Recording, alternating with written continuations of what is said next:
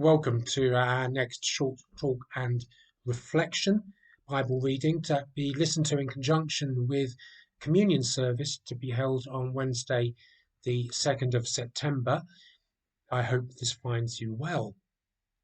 And so our reading from the Bible from Luke chapter 4 verses 38 to the end. Jesus left the synagogue and went to the home of Simon. Now Simon's mother-in-law was suffering from a high fever, and they asked Jesus to help her. So he bent over her and rebuked the fever, and it left her. She got up at once and began to wait on them. At sunset, the people brought to Jesus all who had various kinds of sickness, and laying his hands on each one, he healed them. Moreover, demons came out of many people shouting, "You are the Son of God." But he rebuked them and would not allow them to speak, because they knew he was the Messiah. At daybreak, Jesus went out into a solitary place. The people were looking for him, and when they came to where he was, they tried to keep him from leaving them. But he said, "I must proclaim the good news of the kingdom of God to the other towns also. That is why I was sent." And he kept on preaching in the synagogues of Judea. So at just chapter 4 of Luke, Jesus is at the beginning of his ministry, beginning of telling people about how real the kingdom of God is, different to what people expected in his day. Jesus demonstrates the realness of this by bringing healing and wholeness to people. In other words, healing isn't simply about making people well. It is about showing us something about what the kingdom of God is like. It's a place of wellness, of wholeness, of fulfilled living. We can glean that from the fact that Jesus heals people. It is a place where there is no evil, where oppression does not happen. We can glean that because Jesus gets rid of the demonic. Actually, we can learn something else from that, which in our day and age is not greatly focused on. But that there is a spiritual reality which we cannot see, which affects us as much as now as what we may think it will do in the future. You see, the kingdom of God is not about a future place. It is about a present reality where Jesus' rule can be evidenced. It is something that we as church often like to gloss over, talking about the kingdom. And we need to be fully aware that Jesus reinforces time after time after time that he teaches about his kingdom time after time again. I'll set you an interesting challenge.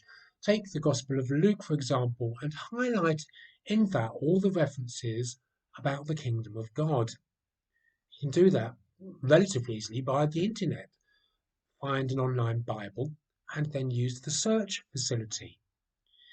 Actually, if you were to remove Jesus' teachings about the kingdom of God and remove the miracles which demonstrate the reality of the kingdom of God, actually you're not left with very much at all. Yet talking about the kingdom of God, how it affects us daily, let alone as our eternal hope, actually we don't talk with one another about the kingdom of God. Yet the kingdom of God is absolutely central to what Jesus came to tell us about. He even says himself in this passage, "I must proclaim the good news of the kingdom and to the other towns also, because that is why I was sent." The kingdom of God, it's the foundation upon which the church and its teachings should be built. If we do not have a good understanding about the kingdom of God, whatever we seek to build as church will always be a bit wobbly, because its foundations will be a bit wobbly. If a church has a good understanding about the kingdom of God and willing to play its part in building the kingdom, then what it does will be on firmer foundations. Actually, one of Jesus' parables, the one about building on rocks or on sand, is just about that. course, talk about the kingdom of God is a central line in the Lord's Prayer. Your kingdom come on earth as it is in heaven. Yet proportionally, the amount of time we invest in wanting to understand what the kingdom of God is about, is so much smaller. And just to pose the question, one which I must answer myself, how excited are we about the coming of the kingdom of God? That question isn't about whether we are looking forward to heaven. If you feel it is, then can I encourage you to think about this again? It's about letting God's rule, his kingdom, affecting your life and the life of others now, as you live the life that Jesus has given you. So if you want to make the most of your life now, then talking about the kingdom of God has to surely feature in our everyday conversation now.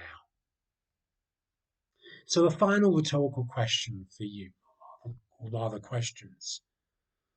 What does this reading mean to you today? When was the last time that you had an in-depth conversation about the kingdom of God with someone?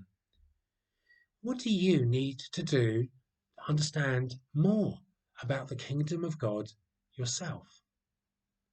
It really is worth investing the time to do so.